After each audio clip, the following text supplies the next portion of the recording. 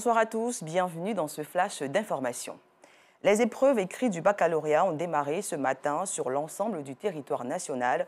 Ils sont plus de 300 000 candidats à la recherche de ce sésame. Des mesures de sécurité ont été renforcées pour lutter contre la tricherie. Le constat ce soir dans ce journal.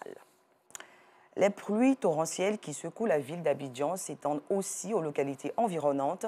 C'est le cas de la ville de Bonois. Les rues du quartier 8 kg dans le village de Yaou sont quasi impraticables pendant cette saison. Un décor obligeant les populations à vivre les pieds dans l'eau. Le reportage de Clément Bocco dans le 19h30. C'est l'un des rares villages de la région du Guémont épargnés par les affres de la crise post-électorale. Soakpé, village du département de Fakobli, dans l'ouest de la Côte d'Ivoire, est une localité où les autochtones, majoritairement de l'ethnie Wobé, vivent en parfaite symbiose avec les communautés des pays de la CEDEAO. Soakpé, symbole du vivre ensemble, un sujet de nos Sangaré à suivre dans l'édition du soir.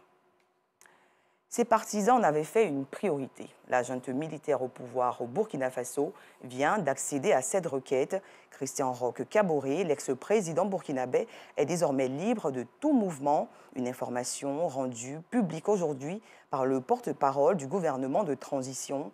Cette nouvelle est l'expression de la transition inclusive que veut mener l'organe exécutif de transition au pays des hommes intègres, insiste le communiqué du gouvernement.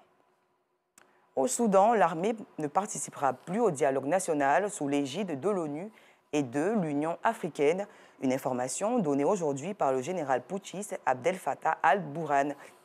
Les forces militaires laissent désormais les civils former un gouvernement de personnalités compétentes.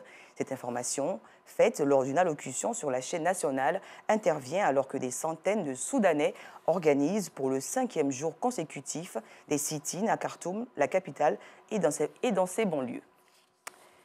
Et pour terminer, l'actualité en France est le remaniement ministériel. Il a eu lieu ce lundi 4 juillet 2022. La parité est respectée dans ce gouvernement qui compte 21 hommes et 21 femmes, y compris la chef du gouvernement.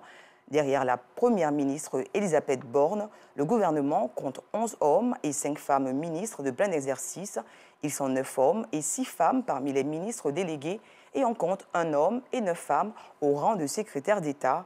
Un conseil des ministres cet après-midi avec Olivier Véran, ex-ministre de la Santé en charge des relations avec le Parlement et de la vie démocratique, devenu le nouveau porte-parole de ce gouvernement Borne 2, gouvernement qui est déjà sous le feu des critiques de l'opposition qui dénonce un jeu de chaises musicales.